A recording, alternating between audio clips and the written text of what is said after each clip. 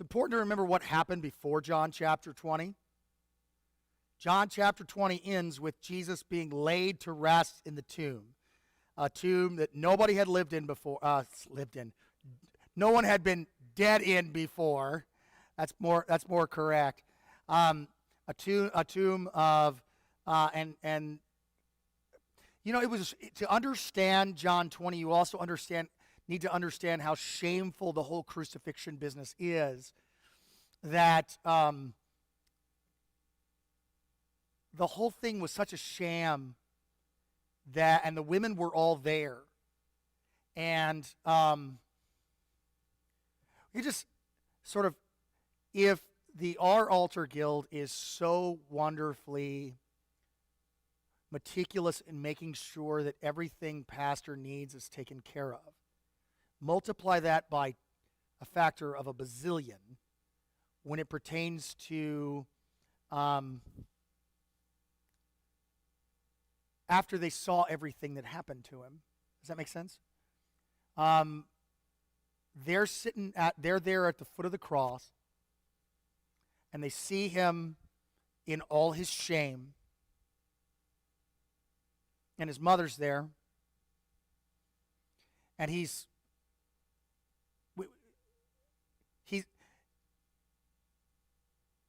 taken on Adam's nakedness, and what probably hurt them the most is the inability to actually care for him afterwards. There wasn't time. So the sun is going down, and they hurriedly put him in the tomb. And their plan is, Sunday morning we'll go and we'll make this better.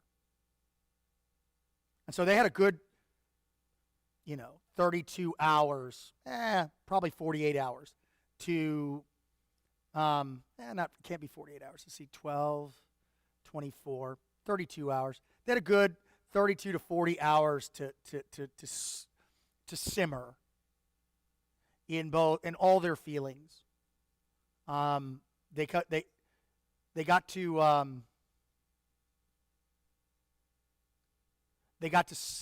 to wait through the Sabbath to tend to his body.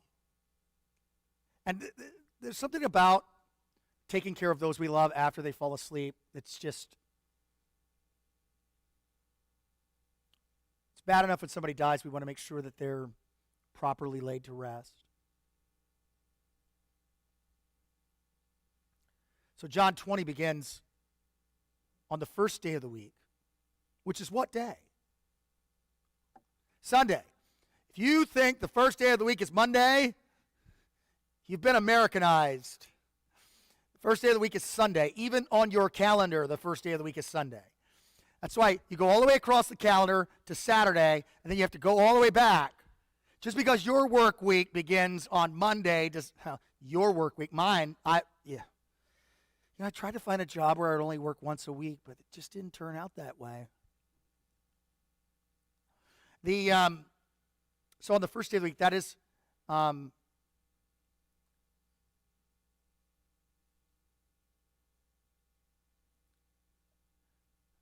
the first of the Sabbath is what the Greek says, which means the first day of the week. Mary Magdalene came to the tomb. The word is proi, early. So she goes early. This, by the way, is the text for Easter sunrise. The traditional text for Easter morning is Mark 16, which has a great ending. It ends with it doesn't go all the way through the chapter. It ends with everyone left trembling and afraid, and no one said anything to anyone. This is going to be a little different. Same events are going to occur, but we're going to get them a little earlier. The first day of the week, Mary Magdalene came to the tomb while it was still skotias. It's still dark. And remember, darkness is associated with evil, not God. She comes to the tomb and she sees the stone having been taken away out of the tomb. And so if you picture the stone covering the entrance of the tomb, the stone has been taken away.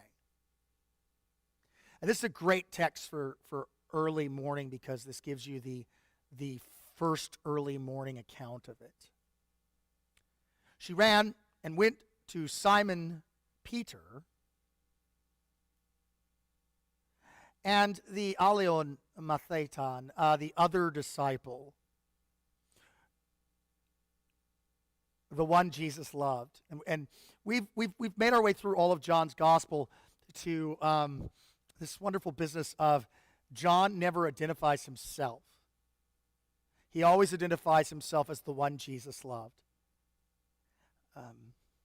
We should identify each other. Would that we thought that of each other. You follow me? How would that change the way we treat one another?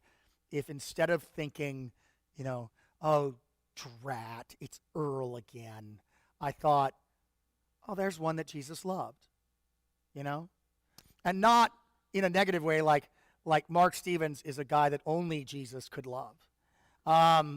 That's not fair to his wife, but who probably knows that that's true. But in a sense that we should all sort of think that everyone we sort of have to engage is one that Jesus loves. Anyway, so she runs and tells Simon Peter. Notice though, she doesn't actually gone into the tomb.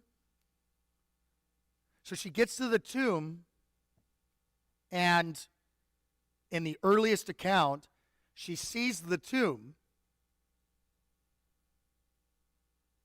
open. And so she runs and tells Simon Peter, Top Gun disciple, and that would make John Goose. She goes, tells Maverick and Goose to come out and find out what's going on. And notice she has a theory about what's happened. They have taken the Lord out of the tomb, and we do not know where they have laid him.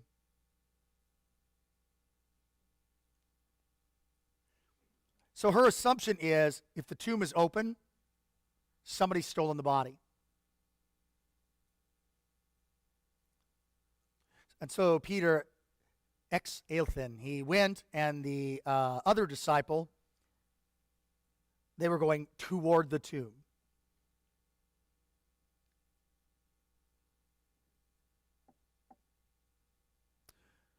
Both of them were the two. The two were running together, and the other disciple, he Treco. He was faster than Chubbs, and he got to the tomb before Peter and reached the tomb first.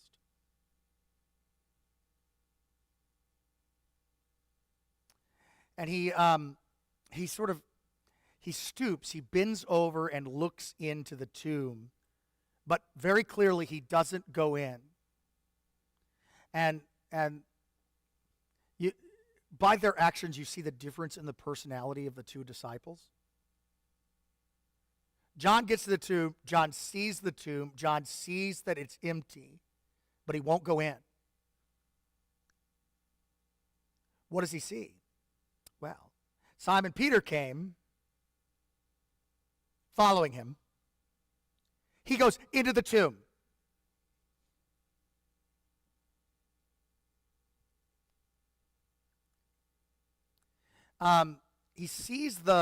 He observes the linen cloth lying there, and the face cloth, which was on his head,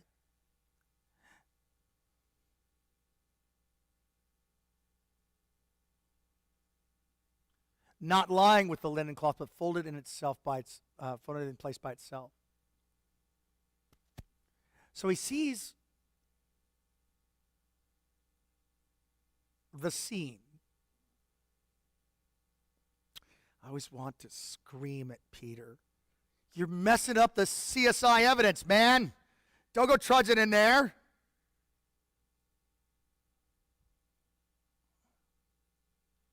So I want you to sort of picture this. So there's a place where the body lays. And since no other person has been laid here, there are no jars which would contain the bodies or the remains of other people.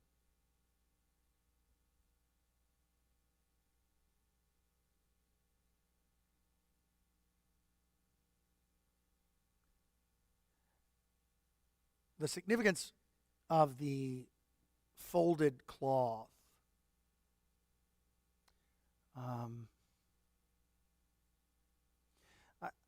I got a message from one of our members earlier this week that said something about if you sort of throw your cloth, your napkin, the face cloth, it means you're done. If you fold it, then you're not done. You're just beginning. I wasn't able to verify that before today because it's obviously Holy Week. I think the initial read would be that, well, just think it through. If this is a snatch and grab steal of a dead body, who makes their bed afterwards?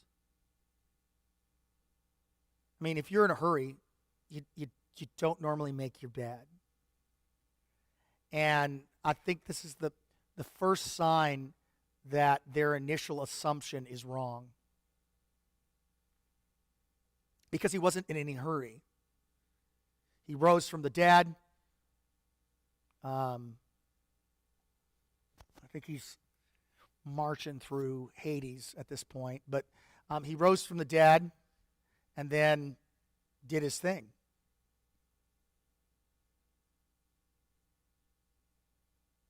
The other disciple who had reached the tomb first also went in, and he saw and believed.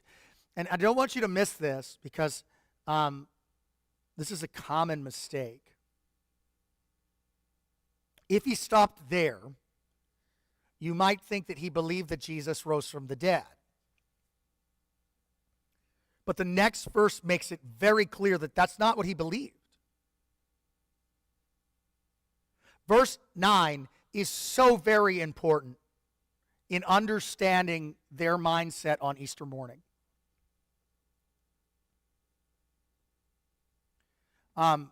Understanding what they're thinking.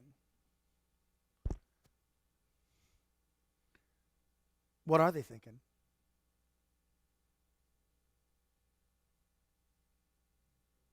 Someone stole the body. He saw and believed what? Well, we could have a debate on that, except for the next verse, which he writes. He's the writer.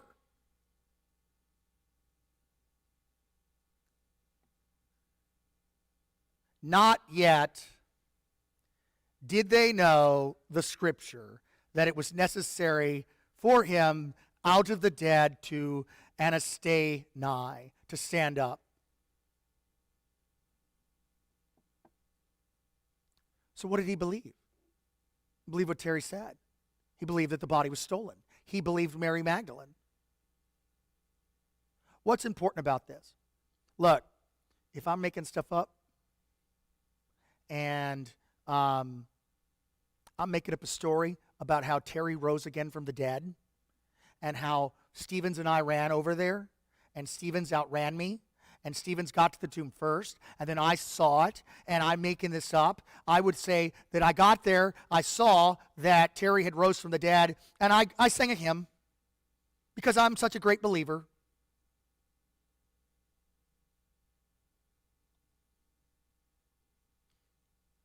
But that's not what happened. And that's not what's written. And you should take verse 9 as the greatest comfort because they didn't get it either. Also, it should add to the weight of the text because it's so honest. We were clueless.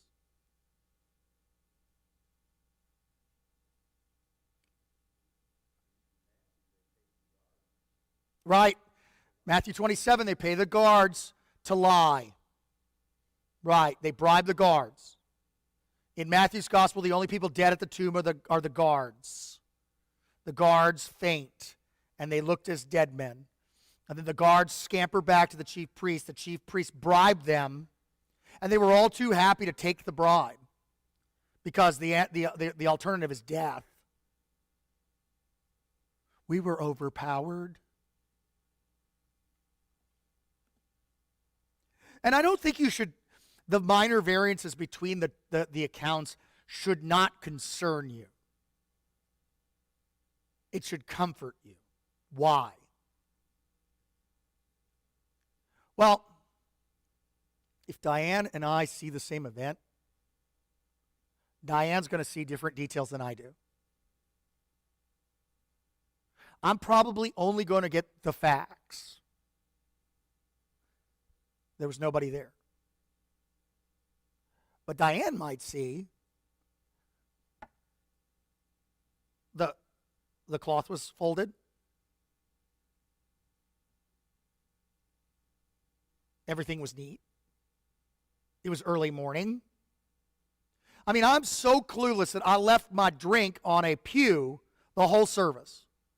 And I walked around this church for 5 minutes looking for it. Then walked in here and was like, oh, there, on the back pew. How about that? Different people are going to see the same event and pick up different details. And that is the mark of a true story.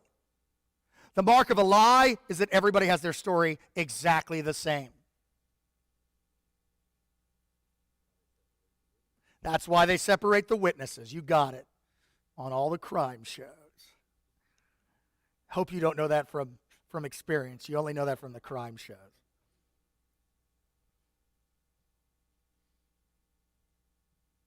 So verse 9 should be a very big comfort to you.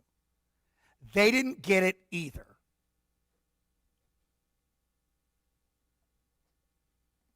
History Channel struck again.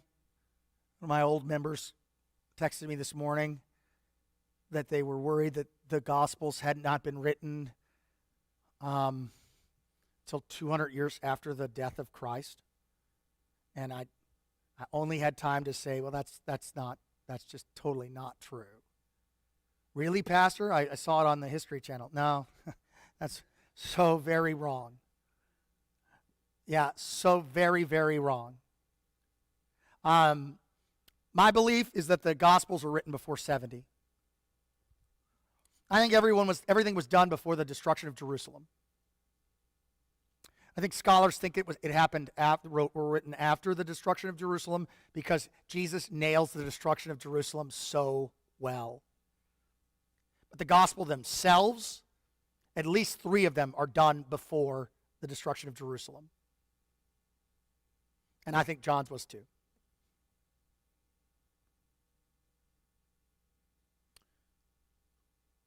And there are scholars who agree with me. Faithful ones. Verse 10, what else are you to do than to go home?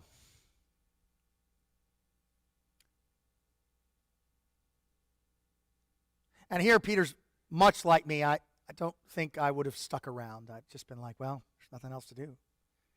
And you could read into this that their take on this is just sadness. My least favorite expression probably was used. Well, it is what it is. I do not like that expression because it's a fatalistic. You can't fight death and taxes. Can't fight God. You know. A better one is this is gonna. I want on my tombstone. This too is gift. This is going to work out for good. Now, we're going to see a little bit about the character of Mary now. What does Mary do? Maria,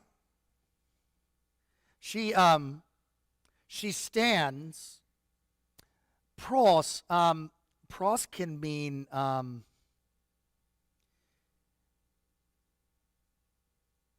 it can mean to or near, with the implication being it's not a genitive, it's not a dative, it's an accusative. The accusative, so it's pros plus the accusative, which is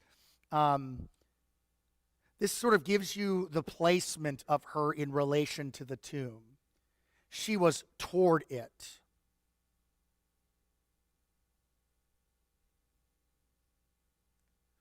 She's toward it. She's near it. Weeping. Go ahead.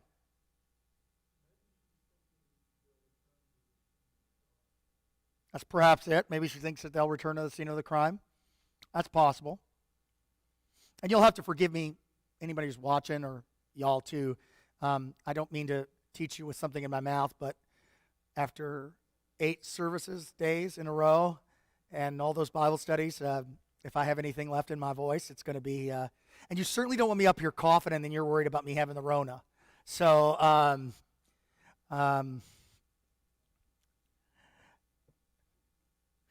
stand 10 feet back, says Zolly. You stay up there, we'll stay over here. She's weeping, outside the tomb. She's weeping toward the tomb while she weeps, she's bending over into the tomb. So you get this idea that she's like, and this is more than the other Gospels have. This is the only one that has this event. Most of them have the ladies going over, they run into the angel, whether it be one angel or two. The angel looks at them sort of bewildered. Why do you look for the living amongst the dead? Why are you looking for Jesus in a graveyard? All you're going to find in a graveyard is dead bodies. He ain't dead.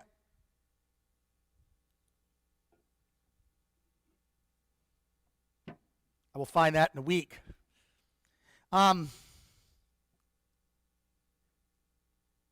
she wept, she stoops and looks into the tomb. And she saw 2 angels, angelos, messengers. In Mark's gospel, it's a young man dressed in white, which I made a joke today. A young man dressed in white. I should have said an old man dressed in white. That would have been me.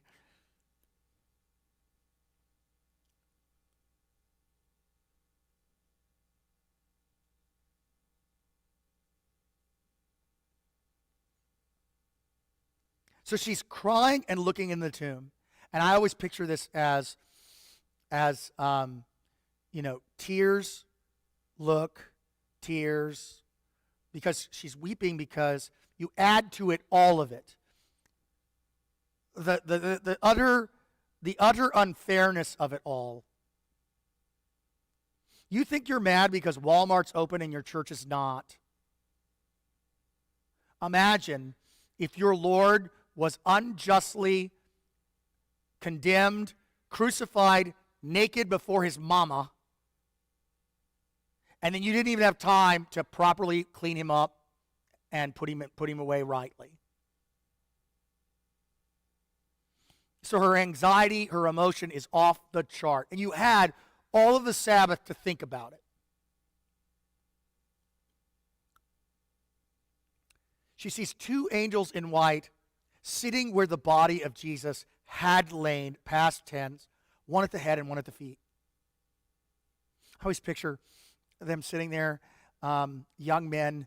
If you sort of picture the altar, one here, one there, and they're just they're letting their feet sort of dangle as they sit down, and they're sort of carefree, and they're sort of,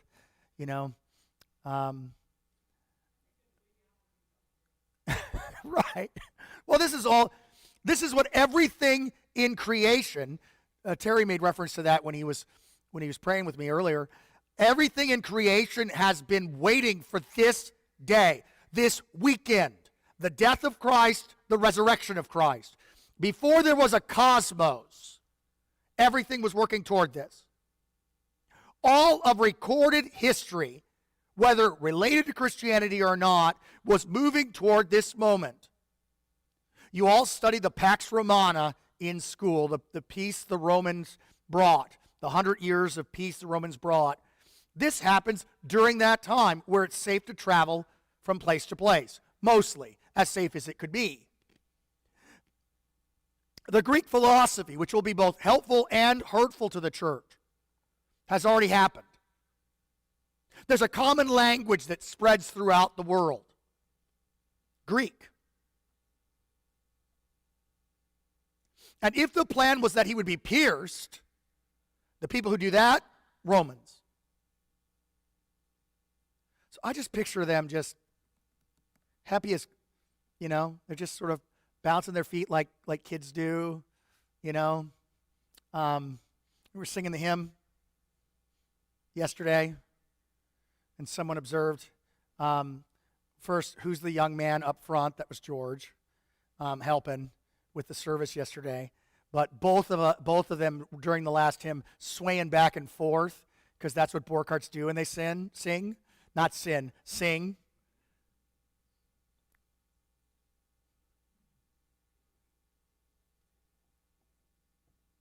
They said to her, "Woman," and that's not rude.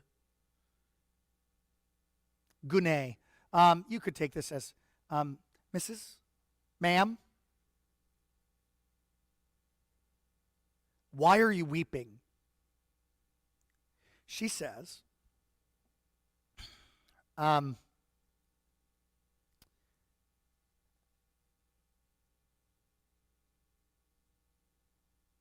they have taken my Lord, and I don't know where they've put him.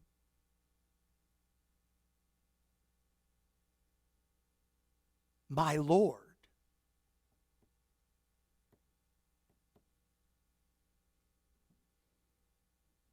They have taken my Lord. Now, again, to put yourself in her mindset, this would be the second time, at least, she said it, which for her is 2 times too many.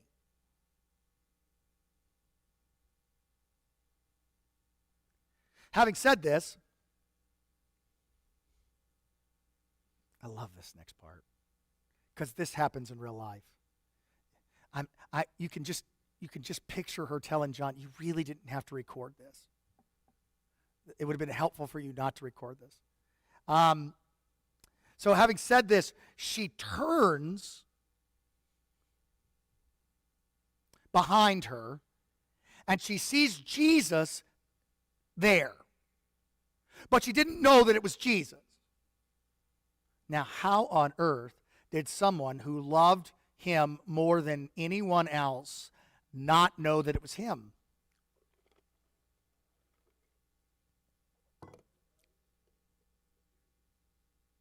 Tears in the eyes, that's kind.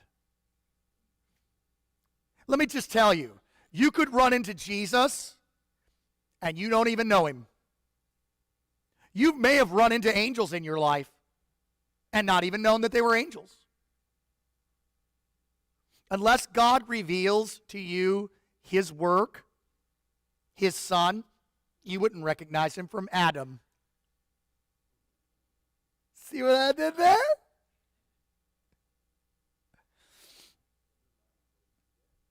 Besides, he's dead. Right. But you do not, look, again, you do not know Jesus unless he reveals himself to you. I don't care if you remember the date at which you gave your life to Jesus, and praise God for that day, but that wasn't you. That was him. That's why you praise God for that day, because he revealed himself to you. If she can't recognize him, and she knew him by sight, how on earth would you possibly recognize him? Unless he reveals himself to you. And we know that she didn't recognize him. 1, because John said it, and 2, because what she says to him. Which, we'll pick on you, on Tammy, I'm going to pick on you. I think this is as scary as you and Pam asking to talk to me. All right? I think that she was at her end. And you can hear it in the words.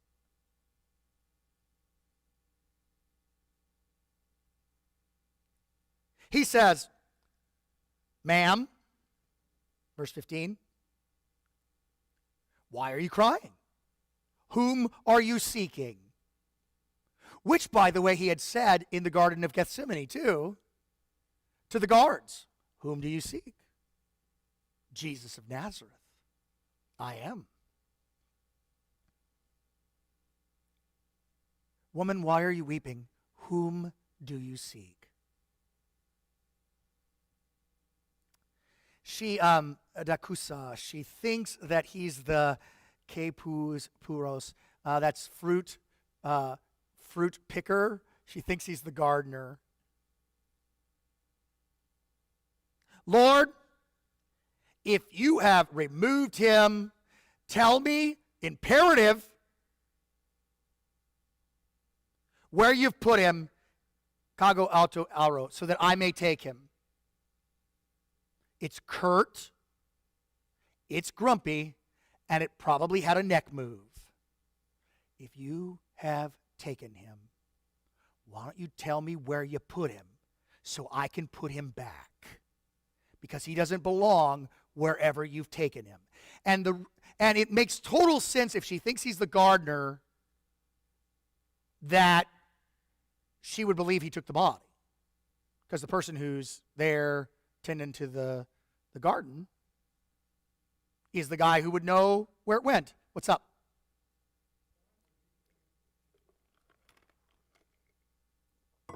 Right. Adam, where are you? You teed that up. You knew that.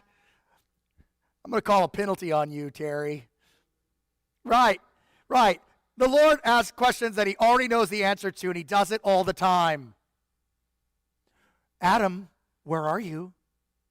Well, and don't miss, this is in a garden. This is in a garden. Adam, where are you? Well, I was naked, and I heard your voice, and I hid from you. Did you eat from the tree I told you not to eat from? Woman, whom do you seek?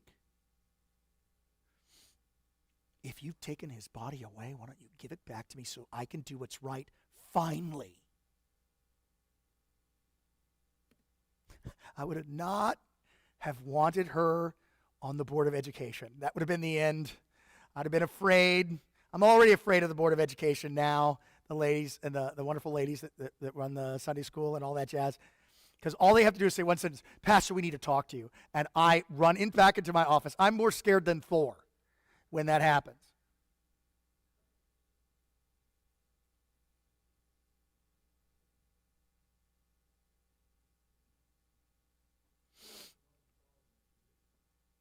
What do you mean?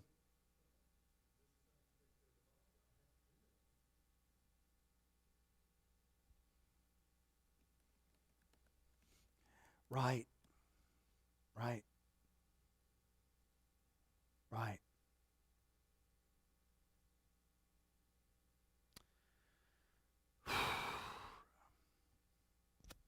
She wants to take care of the body, which I would think isn't just tradition, it's just love. It is tradition, but it's love. We have certain traditions that we do to take care of those that we love. Every culture has different ones. She wants to prepare his body. She's the first chairman of the altar guild.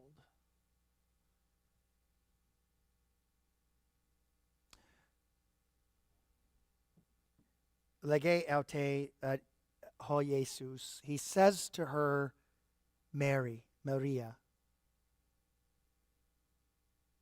Okay. So what's different from when he talked to her, woman, whom do you seek? And when he says to her, Maria, what's different? He called her by name. She knew him when he called her by name. Now, I'm of the opinion that this exchange was not done in the way that Jesus is normally betrayed, as a guy who never laughs ever. My read on Jesus in the gospel is that he has quite the sense of humor. I imagine that this was, I'm going to pick on Terry. They threw you a surprise party. You know what I mean?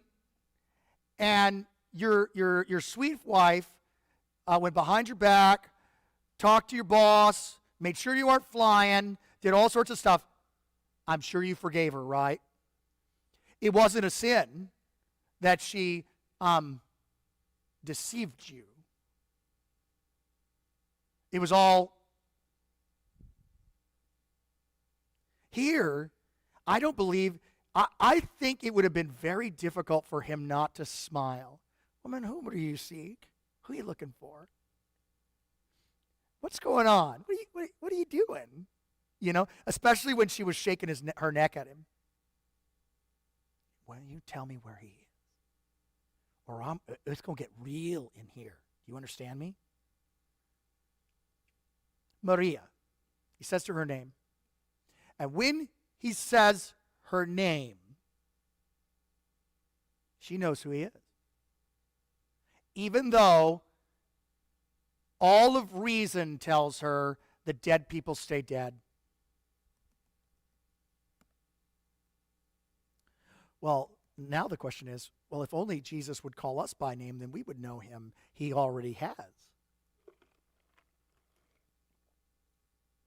At that font, in that water, he called you by name. At that font, in that water, how shall this child be named? Look, I don't ask that question because I don't know the kid's name. I ask that question because God's going to call the child by name. Because God's going to name that child. Just like Adam named the animals and his wife because they were his, God's going to name that child. We had a baptism yesterday. We have one on Wednesday too, or Tuesday. I don't know, Tuesday or Wednesday. I'll be here. I'm not gonna miss it.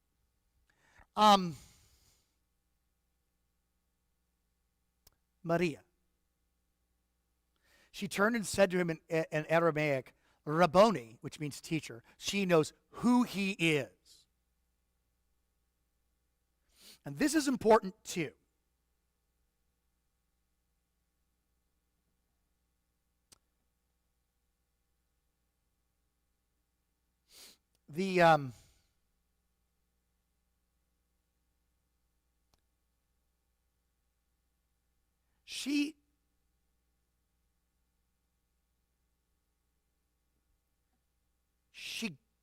His response to her is, he says to her, stop touching me. Stop clinging to me. It's a present, which implies, well, what?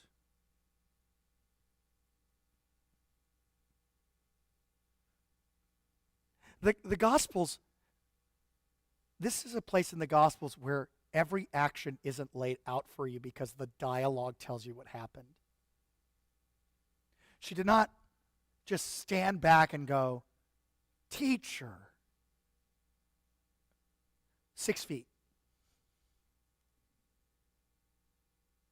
What does she say? What does she do? Boom! She had him.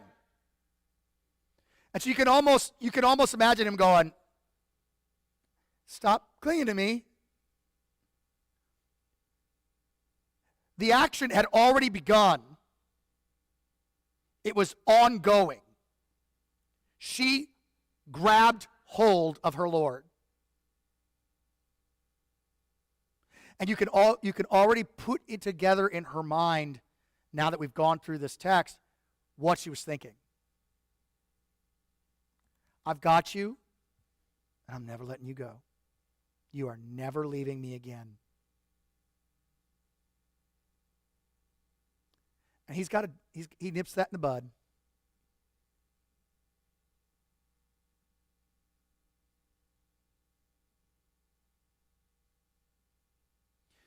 For I have not yet returned to my Father. So you got to let go of me, because I got to go back to the Father. I'm sorry, you cannot hold me here. You cannot quarantine me with you. You cannot hold me here. You're not going to chain me in the basement. You can't do that. It's not going to happen. For I have not yet bepke. I've not yet gone up to. I've not yet ascended to the Father. Go to my brothers and tell them. Today's the angel. That is not firm. I can't do that. Today the angel says, go tell the disciples and Peter. Mark's gospel, early church writers, historians, early church, not modern godless historical critics, but early church believed that Mark wrote down what Peter told him. That you don't need a Gnostic gospel from Peter written in 200. You have Mark's gospel with Peter sitting there saying, and then this happened, and then this happened. Write this down. And so Peter would not have missed that the angel said, go tell the disciples and Petros. Make sure you tell little Pebble. That's what Peter means, Pebble. Go tell little Pebble that everything's going to be okay. Here, go tell my brothers. Go and tell my brothers and say to them, I am going up. This is such comfort. I am going up to ton patera mu, my Father. Patera umon, and your Father. Do you know why he's your dad, Mark Stevens? Because of Easter. And that should be comfort to you, so that you never think that you earned his being your dad. The boys didn't make themselves make you their dad either, right? They can't lose your dadness, right? You're always going to be their dad. Even if they reject you, even if they go do stupid stuff, you're still going to be their dad. I love Wyatt Earp, I love Tombstone, but I like Wyatt Earp. Wyatt Earp, Gene Hackman plays Wyatt Earp's dad, and Wyatt Earp gets in trouble, calls his dad. His dad comes and bails him out, and then his dad takes the rap for him. His dad tells him they're going to hang you for stealing a horse. You need to flee. But Dad, you're going to get in trouble. I know. You need to flee and go live your life. And don't ever do this again.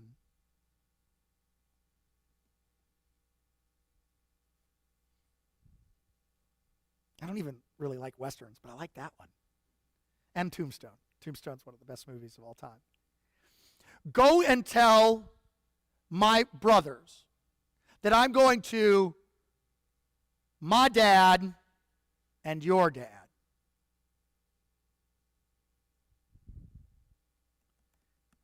With these words, God tenderly invites us to believe that he is our true Father and that we are his true children. So with all boldness and confidence, we may pray to him as dear children ask their dear Father. That is the beginning of the Lord's Prayer out of the Catechism.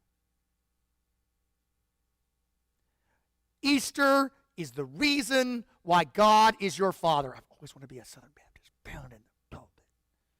Easter is the reason that God is your Father. You cannot lose his fatherness. Creation would also be a reason. But your dad, and not some God up there. Your dad. And also, Theon mu, my God. Theon humon, your God. or in the southern, y'all's God.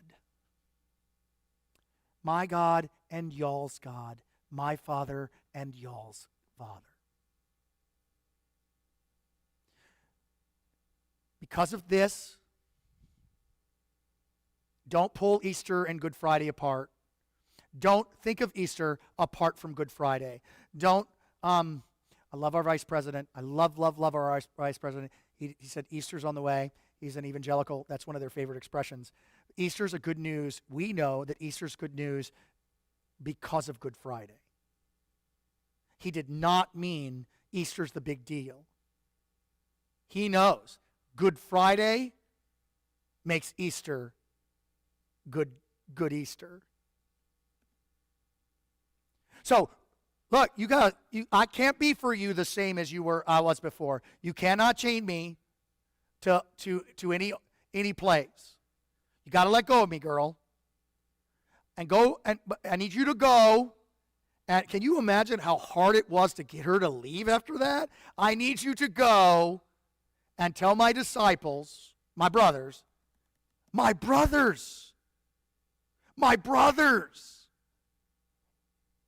Jesus is your brother. Can you believe that? Such a hard time relating to my brothers, and they have such a hard time relating to me. But my brother Jesus, he got me. He's got me. He's got me. Don't miss that comfort. You're almost up. Okay? And joyfully, like happens all throughout the Old Testament, somebody is told to do something, and then they do it. It only happens one time where somebody's told to do something, and they don't do it. A prophet is told to do something, and then he doesn't. Go to Nineveh, and he went to Tarshish. And it flooded worse than out here. Maria Magdalene, she apa agalusu, she proclaimed, she announced.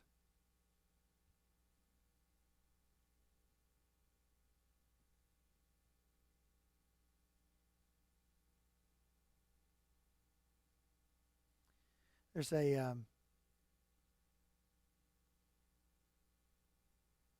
she brought good news. So who's the first witness to the resurrection? Maria, right? Mary Magdalene. What?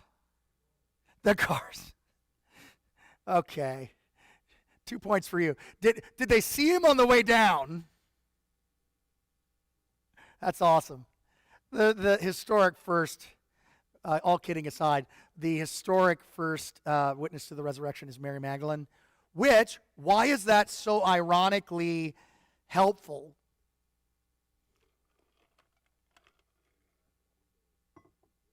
She doesn't count. Just like 100 years ago, 150 years ago, Greeks were arguing about whether women had souls. Women and slaves. Do they have souls? Try that out on your wife later this evening and see if the ham doesn't get thrown at you. Huh? I'm not going there.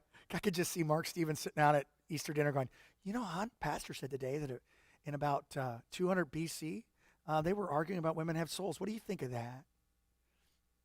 Fond memories of my mother. Cooked seafood for my dad. And when we were little, and my dad was a joker. And Don's Seafood in Baton Rouge, pretty popular place. So she cooked seafood. She said, well, what do you think of it, hon? He said, well, it's okay. It's not Don's. The plate got picked up. The plate got thrown in the sink, and fish was never served again. And we were just like this. 4 boys sitting around her like this. Did that just happen?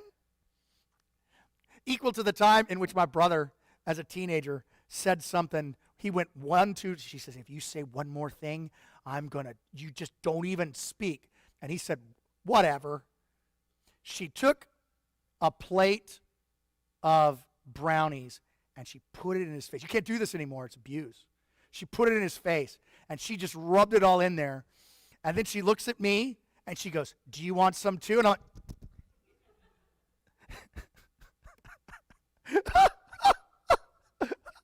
and then we all laughed, and the fight was over. I will never forget that. She announces to the disciples, I have seen the Lord. And that he had said these things to her. That's important. She passes on the words that he spoke to her. That's important.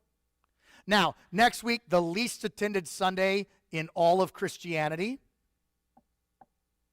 Quasimodo-Guinea has us, I'm sorry, other than this year, I'm gonna make a big push for us to have as many people here, not here, but on the stream as we did last week. I'm gonna make a big push because they don't even have to leave their homes today. Next week, Quasimodo-Guinea begins with this next gospel lesson, which means we'll have it twice. Once preached in church, once in Bible class. How well timed is that? Dan, right now, if you're listening, it was all part of my master plan. Which do you believe? Was it part of my master plan, or am I like the Joker and just fall into things luckily? I think the second one is right. What does she say to them? I've seen the Lord.